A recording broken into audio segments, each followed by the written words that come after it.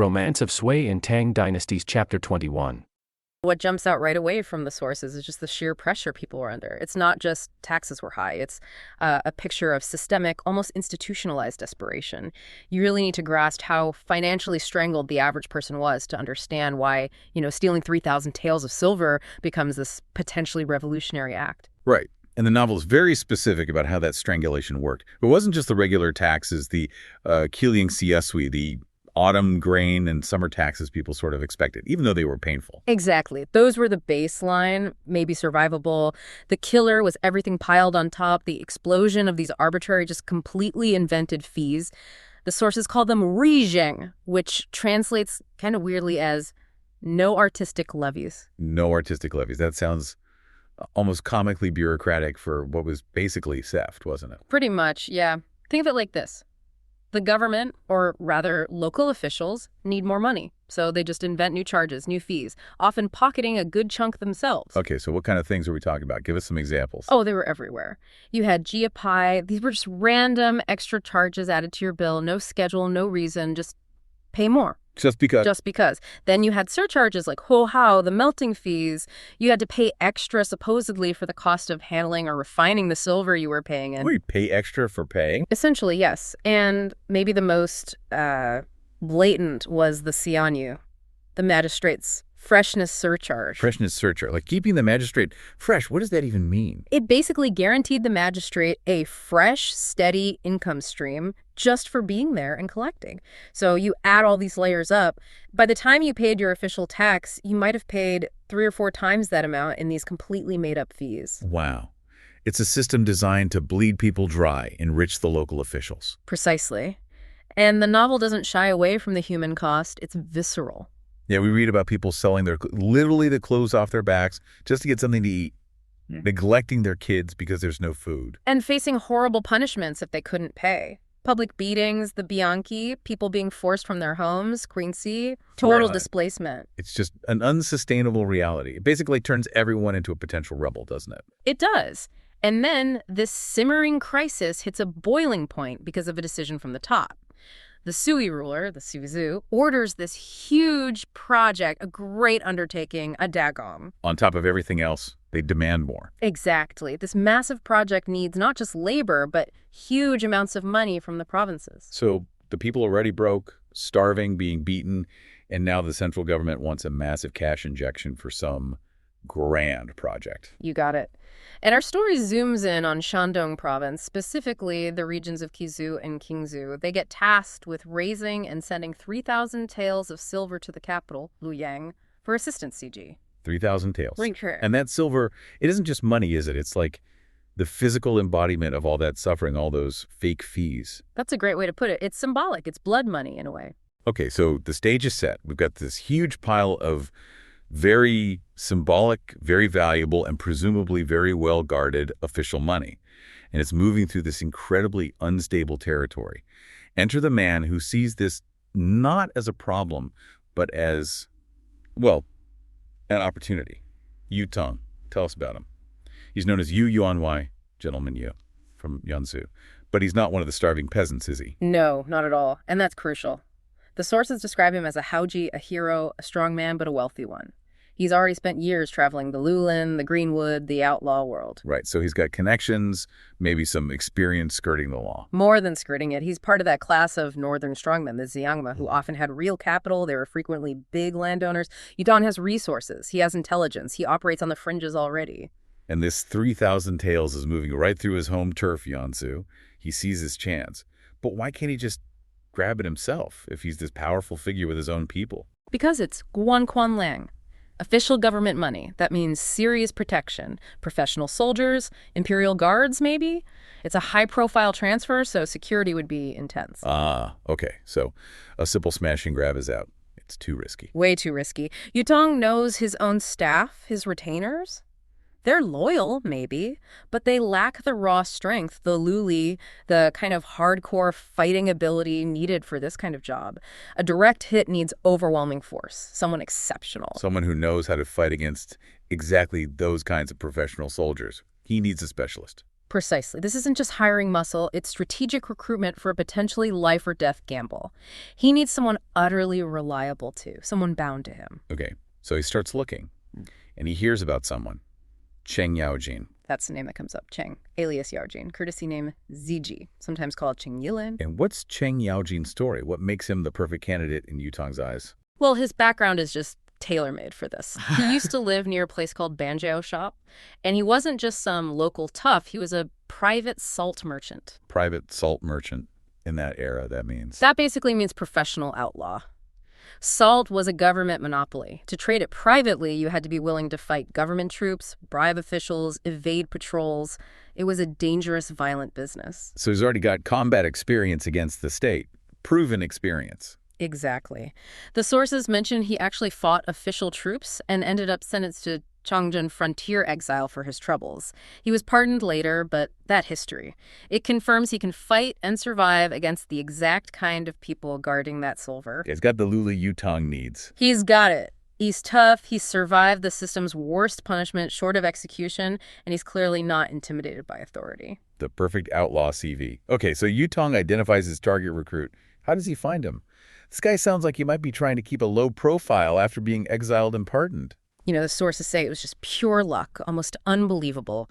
Yutong is out riding one day, the weather's getting cold. He stops at this little wine shop out in the suburbs. And there he is, Qiong Yaojin, just sitting there. Wow. And the description of Qiong in the novel is incredible, isn't it? So different from the refined, calculating Yutong. Paint us a picture. Oh, it's striking. He's described as this big, tall, kind of disheveled guy, fierce-looking, sharp eyebrows, bright, intense eyes. His face is scarred, and it mentions these odd lumps of flesh on it. Lumps of flesh. Yeah, strange detail. And even Liaya exposed tusks, like a boar or something. He looks positively fearsome, and he's wearing rough, poor clothes, clearly unkempt. This absolute unit, this fearsome-looking guy who sought salt patrols and survived exile. What's he doing in the wine shop? He's putting down a bundle of firewood chai bar. It turns out he couldn't sell it. So this terrifying figure is actually just down on his luck, trying to make a few coins, probably stopping for a cheap cup of hot wine to warm up. So Yutong sees him, probably hears his name or someone mentioned Banjiao Shop, and realizes who it is. Exactly. And the text says he reacts like finding a living treasure. He sees the potential immediately. And he moves fast. Instantly. Shows his decisiveness, right? But he can't just walk up and say, hey, want to help me rob the government? No, probably not the best opening line. So he spins a story, a very clever lie, tailored perfectly to Qiong's situation. What's the cover story? He approaches Qiong, lays on the charm, flatters him, says, you know, my family's fortunes are down, times are hard, this drought. Blames the government, which Qiong can probably relate to. Okay, building common ground. Right.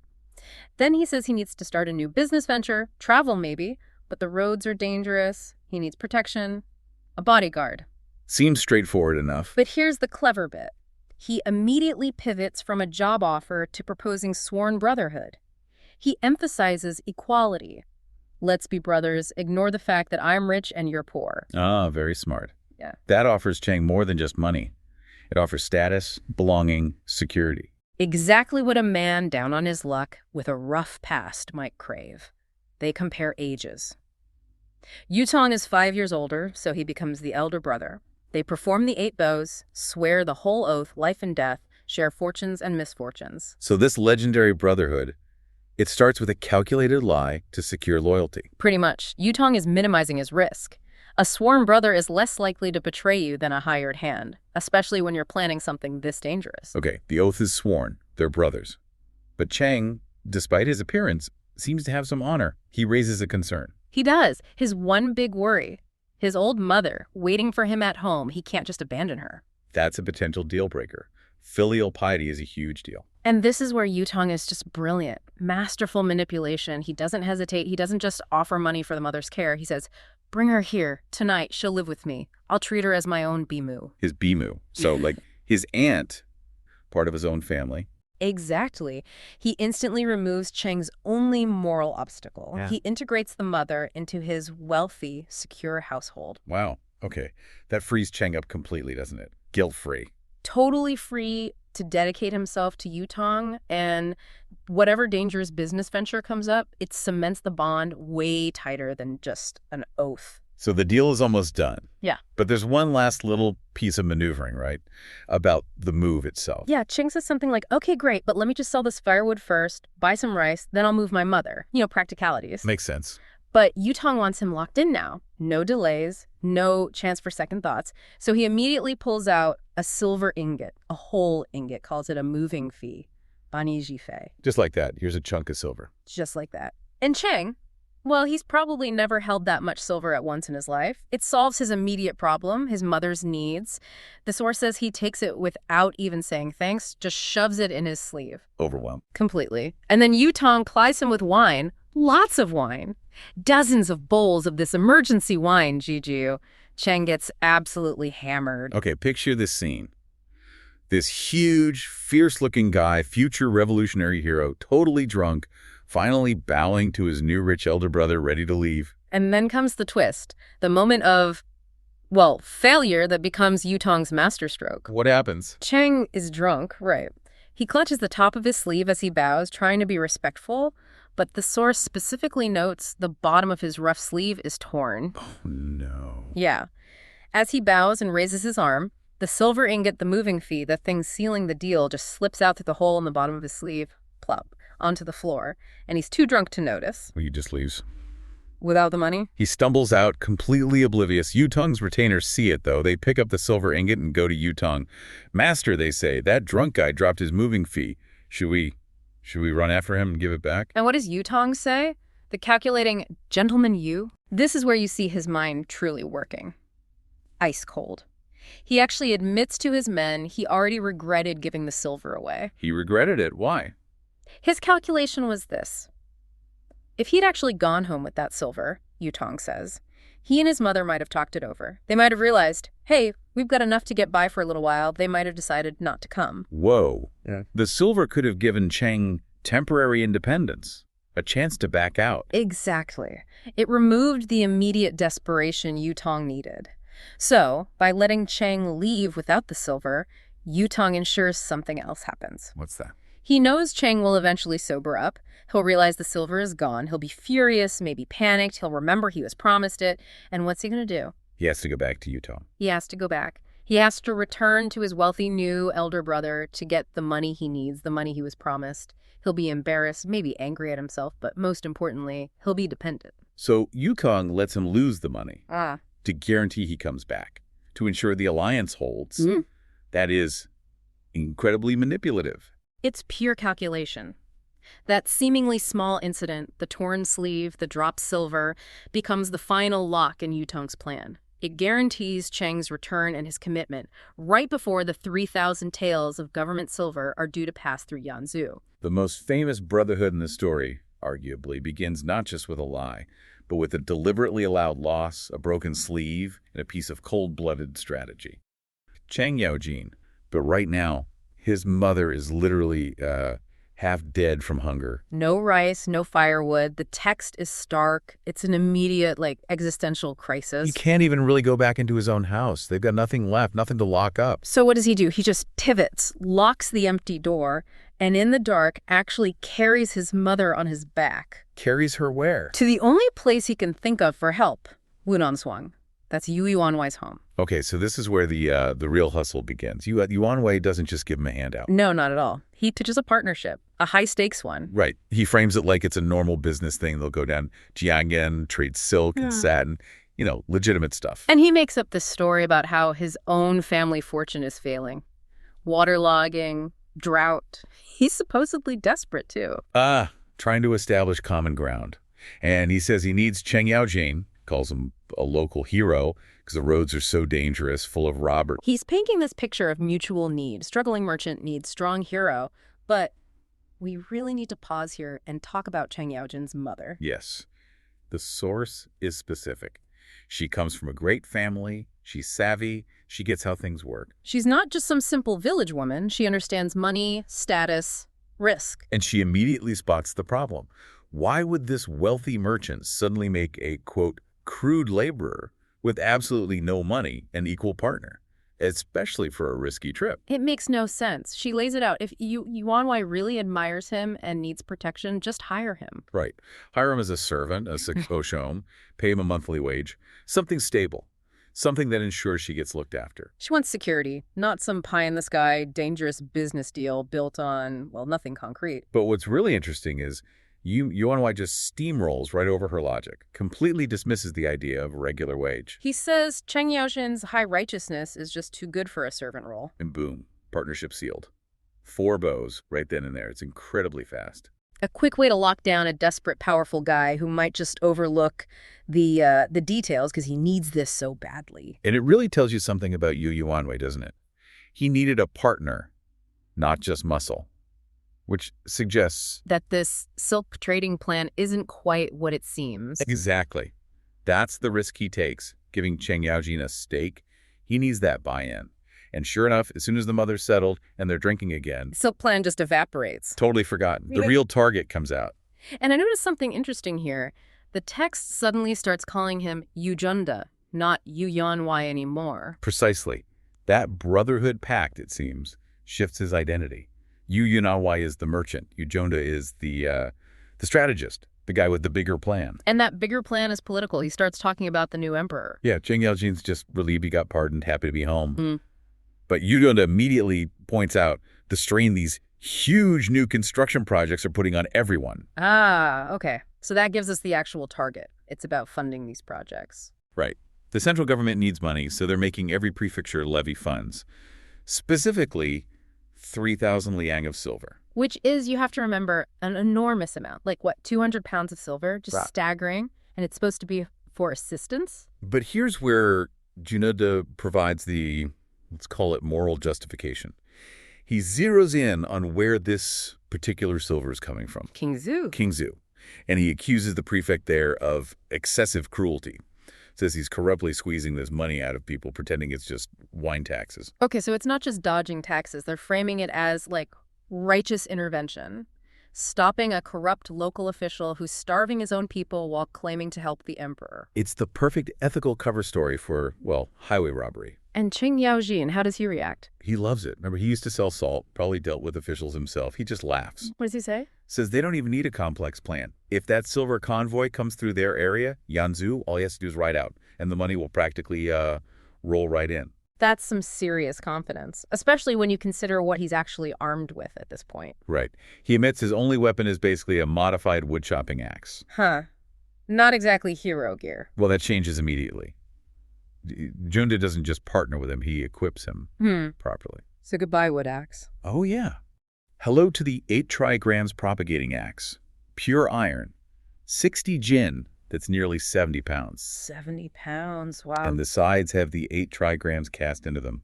Symbols of power, order, serious stuff. Okay, that is a glow up. What else? Full bronze armor, a new green robe, even a horse, a green steed.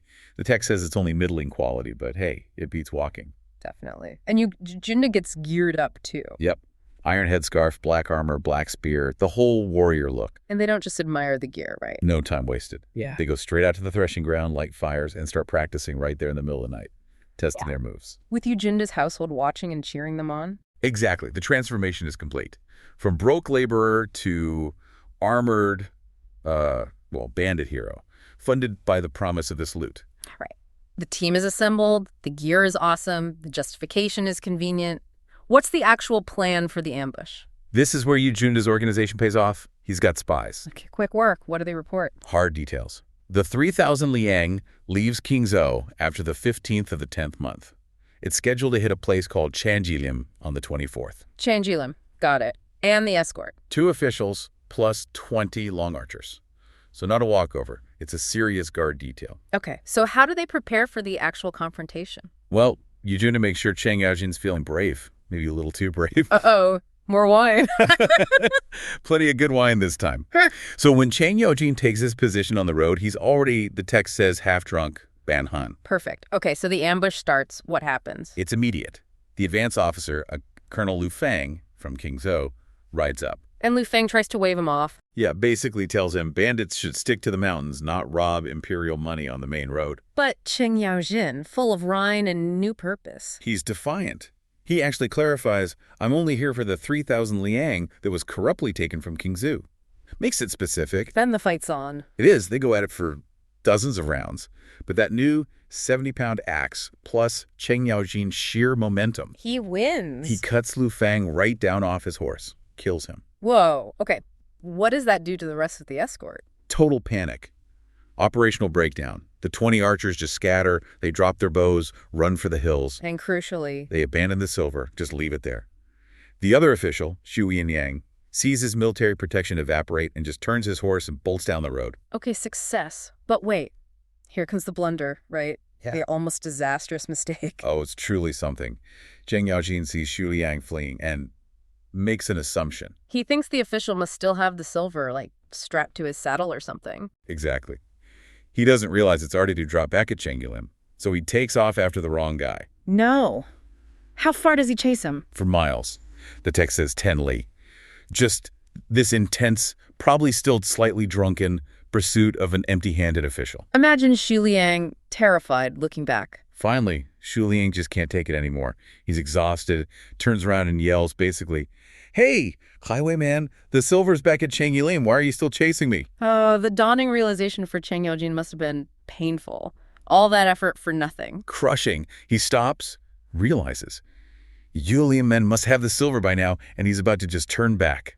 But Xu Liang pushes it. Yeah, Xu Liang, now feeling a bit safer, gets angry, starts yelling insults, threatens to report him, says he'll find out who he is to make sure he's caught. And this is where Cheng Yaojin's, let's call it heroic pride, kicks in. Completely overrides any sense of operational security. He cannot stand being threatened or insulted like that. He needs to prove he's not just some random thug. So what does he do? Stop the official again? Stops him just long enough to puff out his chest and proudly announce. Oh, no, don't tell me. His full name, Cheng Yaojin. And, for good measure, his partner's name, Yujunda.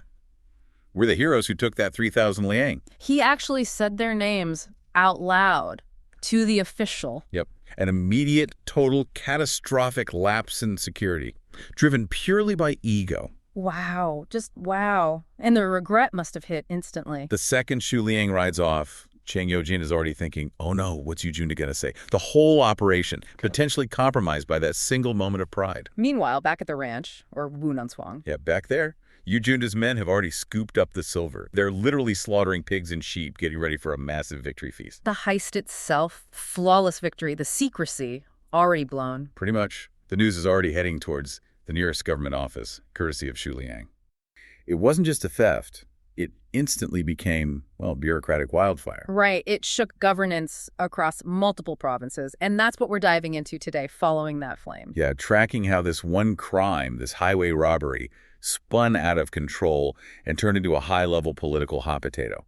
We're going to look at the specific consequences, the finger-pointing, the bureaucratic maneuvering, because this quickly stopped being about catching bandits. Oh, absolutely. It became about saving careers, deflecting blame. It's a classic example, really, of how that ancient system of accountability worked. Pressure from the top just cascades down. Precisely.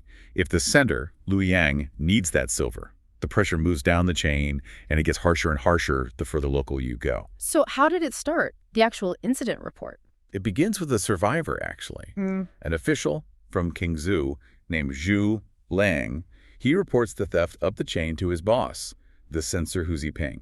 And a censor, just for context, is a pretty high-ranking official, right? Investigative, administrative. Yes, appointed by the central government. So Su Liang survived, but the transport officer, a guy named Lu Fang, and 4 archers didn't. They were killed. Okay, tragic. But then comes the weird detail. Yes, the detail that sets everything off.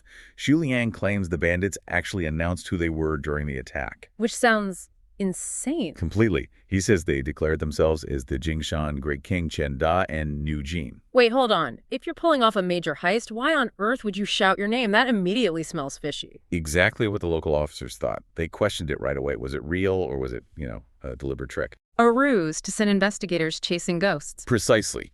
But real or not, that detail was enough. It kicked the bureaucratic blame game into high gear. And Hu Ziping, the Qingzhou censor, he didn't waste any time trying to figure out the truth, did he? 0 time. His priority wasn't the silver, it wasn't justice for Lu Fang, it was denying liability. Full stop. So this is where the risk deflection masterclass begins. Absolutely. He apparently raged at Su Liang, the survivor, and then immediately fired off official documents straight to the top. To Yuan Kai, the guy overseeing the whole Luyang construction project. The very same. Yeah. The man who desperately needed that 3,000 ounces of silver like yesterday. And Hu Xiping's argument was Purely geographical and strategic. He claimed the theft technically happened just over the border, in Qiong territory. so it's Qiong's fault because they failed to provide defense? Clever. Very. He successfully shoved the whole mess, especially the financial liability, one province over onto Qiong's books. And Zhu Liang, the guy who reported it. Detained. Left hanging as the local fall guy, while Hu Xiping tried to wash his hands of it. Okay, so he passed the financial buck, temporarily at least. But the pressure from Luyang must have been immense. What did Yuan Kai do? Oh, the response was swift and brutal. Yuan Kai didn't care about the provincial squabbling. He needed the silver or its value. So he issued this really strict, escalating mandate. Designed to inflict maximum pain and force action, I bet. You got it. This is where you really see that layered imperial accountability. It wasn't vague. It was a schedule. A schedule. Okay, tell me. Rule 1. If the silver isn't found within 1 month, Qiong, the province Hu Xiping blamed, has to pay the full 3,000 ounces immediately. Wow, that's potentially bankrupting for a local administration. Huge. But Yuan Kai wasn't done. He knew just making Qiong pay might let Hu Xiping and Qiong off too easily. So there was more. Yep, part 2 of the mandate. If, after 2 months, the thieves still haven't been caught, then Hu Xiping himself loses his salary. So he couldn't completely escape. Not at all. And the patrol officers involved would be heavily punished. Su Liang would be formally stripped of his office. Though Lu Fang's family, the officer who died, would at least get compensation. That's fascinating. It's such a specific tiered punishment structure. It really is. Hu Xiping managed to shift the immediate, crushing financial blow to Qiong, but Yuan Kai made sure there was still a personal consequence waiting for him down the line if the case wasn't solved. It guarantees the pressure keeps flowing downwards relentlessly. Exactly. And that pressure lands squarely on Lu Sensor, the unlucky official in Qiong. Suddenly, he's on the hook for 3,000 ounces if his people can't find these alleged bandits in 30 days. He must have been panicking, facing total ruin. Complete panic. And his first move wasn't, a calm, methodical investigation. It was suspicion aimed straight at his own guys. His head police officers. Yep. Fan Hu and his deputy, Tang Wanren. Lu's censor immediately suspected them of either gross negligence or, even worse, collusion. Yeah. That they were in on it. That they'd somehow divided up the money. That's the phrase used. It shows the level of paranoia. And he didn't just suspect them, he acted on it, right? Immediately. No messing around. He had them both given 15 strokes of the rod. 15 strokes. That's serious physical punishment. Just like that. Just like that. Purely as motivation, you could say. Then he set this harsh 3-month comparison limit. Meaning, if they didn't get results by the next deadline, they were looking at 30 strokes each. Even worse. Brutal. Did they try to defend themselves? Fan Hu did. He argued, pretty reasonably, that the named bandits thing was likely a trick. He pointed out they'd been searching for months already, without a sniff of a lead. Suggesting it was a cold trail, not incompetence. Exactly. But once the beatings start, reason kind of goes out the window. Right. The bureaucracy isn't listening to excuses. It demands results now. So Fan Hu and Tang Wanren are literally facing torture and career annihilation if they don't pull a rabbit out of a hat. Pretty much. The clock is ticking towards that 30-stroke deadline, which leads us right to the next stage. Trying to force a hero into the picture. They're desperate. Utterly. The source paints this picture of them sharing a unity drink, probably laced with sheer dread, realizing they have 0 leads. They're out of options. Almost. They hit on one last desperate idea. They need to recruit their old friend, Qiong, also known as Shuba. Qiong. Why him specifically? Because Qiong was like a local legend. He'd been a super effective police chief for years, known everywhere, had contacts galore, probably on both sides of the law. Okay, a big name. Where was he now? He'd moved on to a much safer, more prestigious gig. He was a flag bearer under the powerful General Lai. So the plan was to leverage his old network and reputation. Exactly. They hoped maybe, just maybe, his contacts could give them the miracle lead they needed to avoid that second beating. It sounds risky, but maybe their only shot. But I have a feeling it didn't stay a private plan. You guessed it. About 50 lower-ranking soldiers and minor officers, guys, who are also potentially on the hook down the line, Thanks to Yuan Kai's mandate, they overhear this. They overhear the plan to bring back the famous Qiong. Yes. And they immediately see how they can use this, not just to solve the crime, but to protect themselves. Uh-oh. How do they twist it? They completely flip the narrative. They rush off to Lu Sensor, the panicked boss. And they demand Qing's return. Yes, but not framed as, let's get the best guy for the job. They frame it as an accusation, a righteous uncovering of corruption. Corruption against Qiong. Exactly. They allege that Qiong, during his time as police chief, had accepted constant fees from bandits. Basically, that he was taking bribes for years. Wow. And they claim he only got his current cushy military post under General Lai to hide all that past illicit activity. That is diabolical and brilliant in a terrible way. The lower ranks use the censor sphere to potentially sacrifice a big fish. Absolutely. This stops being about the silver entirely. Now it's about avoiding pain. Can we create a big enough scandal around someone else, someone important, to make our own potential failures disappear? Are they trying to find the silver or just trying to avoid getting beaten by pointing fingers at a famous former colleague? It feels very much like the latter. They're weaponizing Lu Sensor's desperation and his fear of the higher-ups. So Lu Sensor, now armed with these explosive allegations, goes to see General Lai. He does, to formally request Qiong be transferred back to police duty to handle this case. And General Lai and Qiong must have pushed back hard. Initially, yes. They argued Qiong was essential for military duties, that he was, frankly, overqualified for chasing old robbery leads. It wasn't his job anymore. A famous ex-chief, now a military officer, being dragged back to investigate a cold case based on a flimsy tip. Understandable resistance. General Lai backed him completely at first. But Lu Sensor had the ultimate trump card now. The corruption allegations. He used them as a direct threat. He basically said, look, if Qiong resists this transfer, my officers are ready to take these corruption claims all the way up. Not just locally. No, to the highest levels. To the imperial courts Jingtai and Dongdu. They would formally accuse General Lai himself of sheltering a corrupt official. Oof. That's career-ending territory for General Lai, accusations reaching the emperor's advisor. Exactly. The fear of that massive public scandal implicating a powerful general. That was the critical leverage. It instantly broke General Lai's resistance. He couldn't risk it. Protecting his flag bearer wasn't worth potentially losing everything. No way. So the inevitable happens. General Lai forces Qiong to accept the police assignment. How did he frame it? As an opportunity, ironically. A chance for Qiong to get back out there and personally disprove these nasty rumors about his past. So Qiong, the reluctant hero, is forced into it. He agrees, but apparently not without a warning. He basically tells the general, look, I'll do it, but don't expect miracles. My skills aren't magically better than the guys already on this. He knew it was likely a dead end. He knew the trail was cold, so the reluctant search begins. Yeah.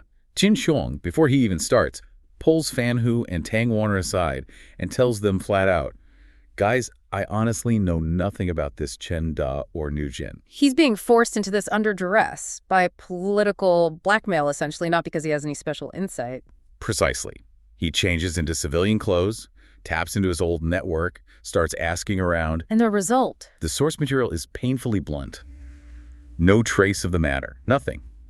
Just like Fan Hu suspected months ago, it was a cold trail, probably based on a deliberate lie. But the system can't accept that, can it? Especially not when they've pinned their hopes, or rather their blame, on the famous Qiong. Exactly right. He now has to pay the price for the system's failure to find the silver and its failure to see through the initial ruse. So what happens to him? The text mentions the deadlines. It notes that because General Lai still had some influence, Qiong managed to avoid a beating the first time the deadline passed. But only the first time. Yes, this ominous warning.